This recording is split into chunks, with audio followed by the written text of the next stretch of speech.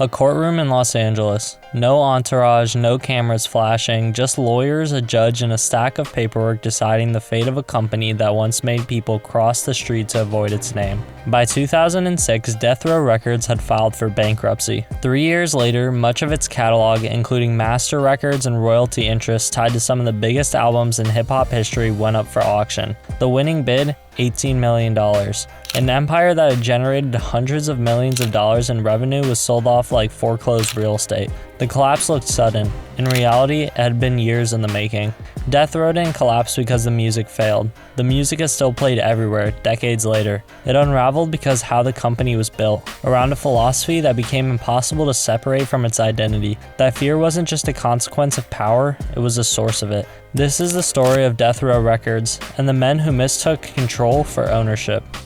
Marion Suge Knight didn't start in music. He started on the football field, playing defense at UNLV before spending time with the Los Angeles Rams during the 1987 NFL players' strike. When that football career stalled, he found different work, as a bodyguard for Bobby Brown, a job that put him inside the industry without putting him inside a studio. But Knight's real education came from somewhere else, collecting money. In the late 80s, he formed his own publishing company and began working in the business side of music, including pursuing unpaid royalties that he believed were owed to songwriters. According to multiple accounts, his method wasn't always just paperwork. It often involved presence, showing up in person, making the debt feel unavoidable. Long before there was Death Row, there was a Suge Knight who understood that in an industry built on contracts, sometimes the fastest way to collect money wasn't through paperwork alone, it was through intimidation.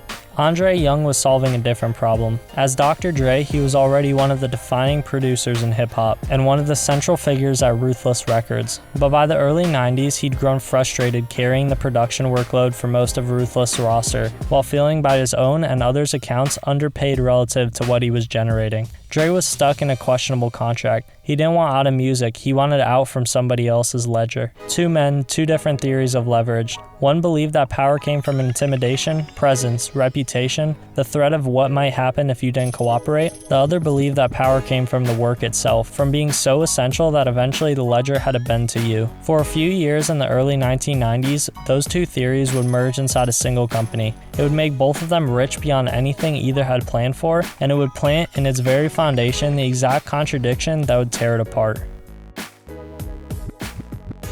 Around a year before Death Row was founded, Knight showed what his version of quote-unquote collecting could look like. Ice Ice Baby had made Vanilla Ice one of the biggest selling artists in the country, and behind the song sat a songwriting dispute, a claim never independently confirmed that a writer named Mario Chocolate Johnson had contributed to the track without being paid. According to Vanilla Ice's own account, Knight and several associates showed up at his hotel room, walked him out onto the balcony, and made clear exactly how far the drop was. Ice has since pushed back on the most extreme version of that story, that he was physically held over the edge, while still describing the meeting itself as a genuine threat. What's not in dispute is the outcome. Knight acquired an ownership interest in the publishing rights to Ice Ice Baby. Vanilla Ice has consistently maintained that he agreed only after feeling genuinely threatened. Dre's exit from Ruthless Records came from a different motive. He was underpaid for work that was making other people rich, and he wanted out. Working alongside Knight and the lyricist The D.O.C., Dre began building the foundation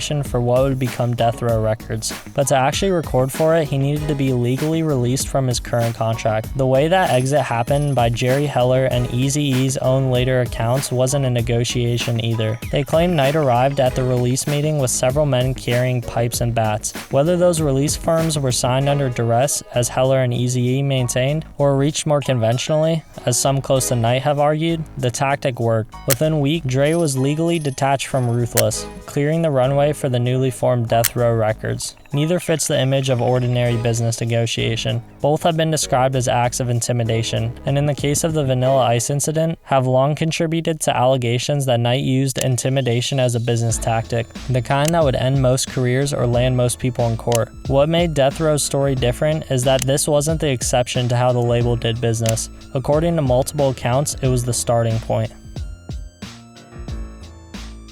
Before Death Row had an audience, it needed money, and according to multiple accounts, some of the label's earliest funding came from outside Knight and Dre. Reports have connected imprisoned businessman Michael Harrio Harris to Death Row's initial capital, with his investment reportedly structured through attorney David Kenner. That connection would later be downplayed as Knight and Kenner built out the company. The thread wouldn't surface publicly again for years, but it never actually disappeared. What the company needed next was a hit, and it almost got one by accident. In early 1992, Dr. Dre recorded the title track for the soundtrack of the film Deep Cover, a song that introduced the world to Dre as a solo artist and put a 20-year-old rapper named Snoop Doggy Dogg on record for the first time. That single became the pitch for everything after it. Sony reportedly passed on Dre's solo debut, unwilling to gamble on the new label already surrounded by controversy. Interscope Records, led by Jimmy Iovine, saw something different. Even then, getting the album into stores wasn't straightforward. As concerns over gangster rap intensified, Death Row Records ultimately relied on Priority Records to manufacture and distribute The Chronic.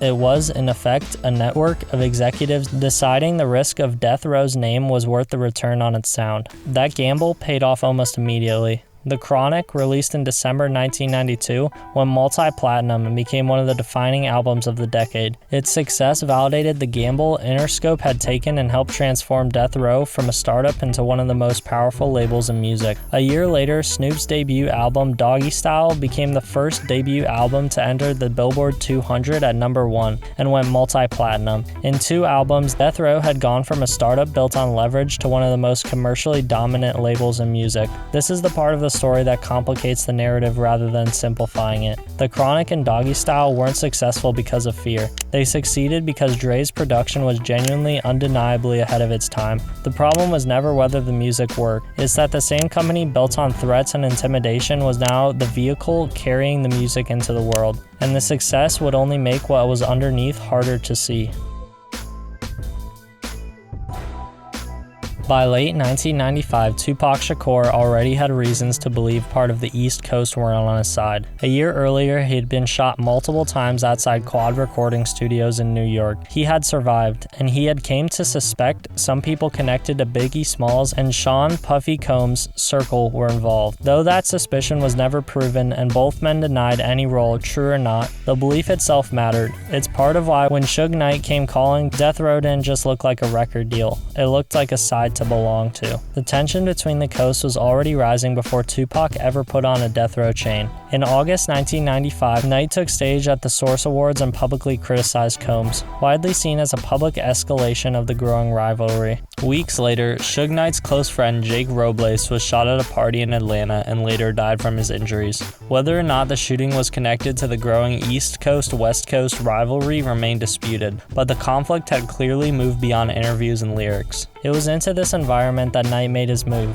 with Tupac still in Clinton Correctional Facility appealing his sexual abuse conviction. Knight offered a deal, sign with Death Row for 3 albums and the label would cover his $1.4 million appeal bond. The mythology that followed cast Knight as a man who personally bought Tupac's freedom. According to later accounts from Interscope executives, the bond was ultimately financed through arrangements involving Death Row's business partners, with Knight structuring the deal. The money wasn't a gift, it was structured as an advantage against Tupac's future royalties, meaning Tupac, with virtually no leverage from inside a prison cell, was financing his own release with music he hadn't made yet. Within days, he was on a flight to Los Angeles. Within months, he'd recorded most of All Eyez on Me, released in February 1996, one of the best-selling hip-hop albums ever made. Death Row now had its biggest star. It also had a war it had helped escalate, with an artist at the center of it who had his own scores to settle.